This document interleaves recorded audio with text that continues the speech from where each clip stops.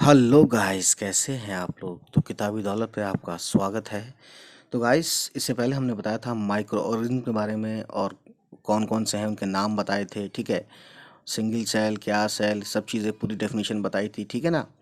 तो अब हम बताएंगे कि माइक्रो ऑर्गेनिज्म कहाँ रहते हैं। तो ये क्लास 8 की बुक है, साइंस की, है ना। सेकंड चैप्टर है ये, माइक्रो ऑर्गेनिज्म फ्रेंड एंड फो, यानी माइक्रो ऑर्गेनिज्म दोस्त और दुश्मन।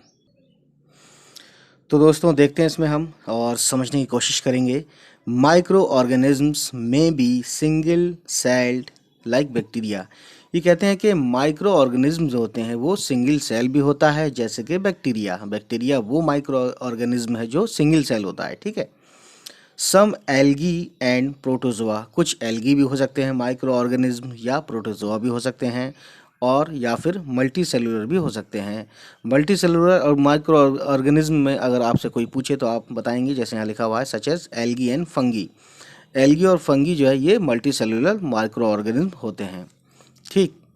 They can survive under all types of environment, और माइक्रो ऑर्गेनिज्म जो है हर तरह के मौसम, हर तरह के टेम्परेचर में रह सकते हैं, कोई भी एनवायरनमेंट हो, किसी टाइप का भी। यानी कि अब यहाँ लिखा भी है, ranging from ice cold climate to hot springs. यानी कि जहाँ जैसे कि आइस कोल्ड, एकदम बर्फ़ बर्फ़ भरे, जो बर्फ़ जहाँ जम जाती है वैसे मौसम से लेकर के हॉट स्प्रिंग, यहाँ लू चलती है, वैसी जगह भी ये सर्वाइव कर कर सकते हैं। ठीक है। एंड डिजर्ट्स टू मार्ची लैंड्स, और यानी कि रेगिस्तान से लेकर के दलदल वाले इलाके, दलदल जैसी ज़मीन में भी ये रह सकते हैं। They are also found inside the bodies of animals including humans.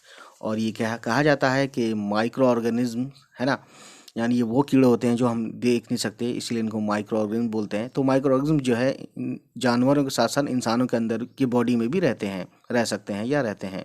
Some micro organisms grown on other organisms, है ना। ये भी कहा जाता है कि कुछ माइक्रो ऑर्गेनिज्म जो हैं दूसरे ऑर्गेनिज्म यानी दूसरे जीव जंतुओं पर भी ये बढ़ते हैं, पनपते हैं। वाइल, वाइल का मतलब है जबकि। अदर्स एग्जिस्ट फ्रीली, और कुछ ऐसे भी हैं जो फ्रीली रहते हैं, एकदम सिंगल अलग रहते हैं, अलग थलग रहते हैं। ठीक है, वैसे भी ये लोग रह सकते हैं। Microorganisms like amoeba can live alone, और ये कहते हैं कि माइक्रो ऑर्गेनिज्म जो है जैसे कि अमोइबा, वो एकदम अकेले भी रह सकता है।